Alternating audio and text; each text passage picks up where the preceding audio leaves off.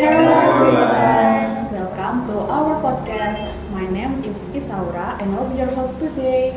In this episode, we're going to have a fun discussion with my awesome friends. Let's introduce them first. Hello, I'm Kendra. Hello, I'm Faris. Hello, I'm Fakih. Alright guys, so today's topic is something that makes us really proud as Indonesian. Two young Indonesian scientists, Juan Leonardo and Fahrul Nurkolis, have discovered a brand new compound called Juan deoxyfahrunoside with the chemical formula C12H23NO9. This compound has huge potential to help control diabetes. So amazing, right? Super amazing. I read in the news that they were even invited to be speakers at the International Congress of Nutrition 2025 in Paris. This is one of the most prestigious nutrition forums in the world. Yeah, and that Congress only for happen that supported directly by UNESCO and WHO, and even the French President Emmanuel Macron. Can you imagine that young Indonesians on global stage? Yeah, and what's even more impressive is the mechanism. You know that this compound was discovered through bioinformatics, right? So this targets the GLP-1 modulator that plays crucial role in diabetes control. So it can help lower the blood sugar levels and ended up in better metabolisms. Wow, that's detailed, Faris. So it's not just some random discovery, it actually has strong therapeutic potential.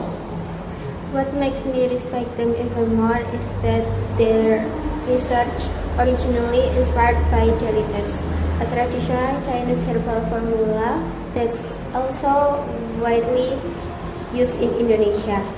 They basically combine local wisdom with modern science.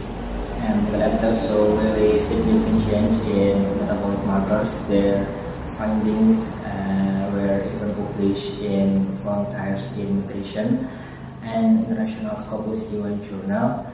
That's top tier journal in the world. And this compound is already registered at the National Library of Medicine and is currently processing for a patent. And it usually takes about 1 to 2 years for a patent to be approved.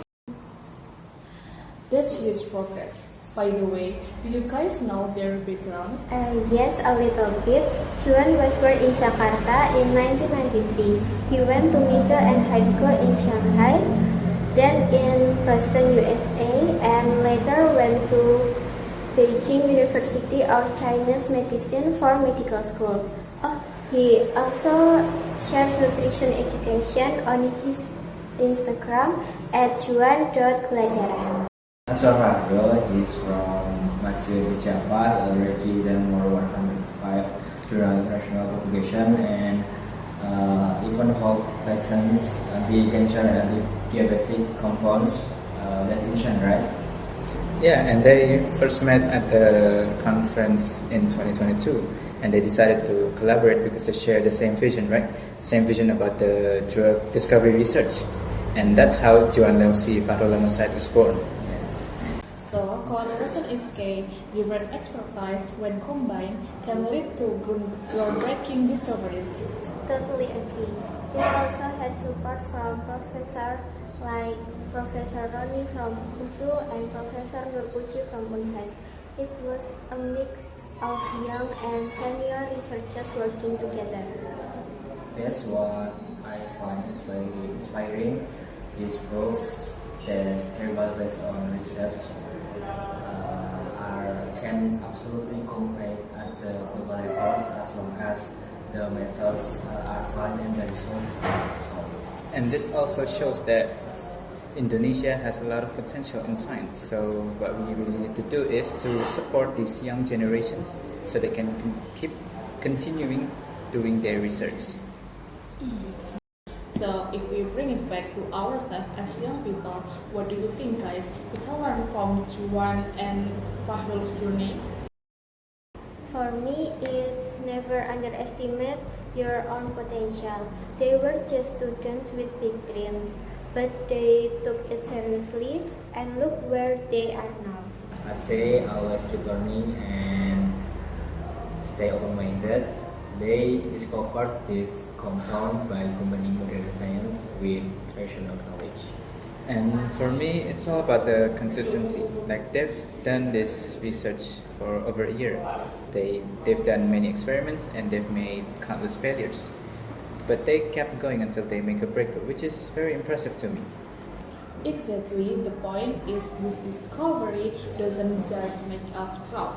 It also shows us the Indonesian youth can compete globally. So yeah, never stop dreaming big. And never be afraid of collaboration because together we can achieve greater results. And one last thing from me, science is not just a theory. Science is meant to create real benefits for humanity. Well said, guys. Alright, I think that's a wrap for today's podcast. Thank you so much. We hope the story of Juan Leonardo and Fahrul Nurkolis inspired for your dreams. Bye. Bye.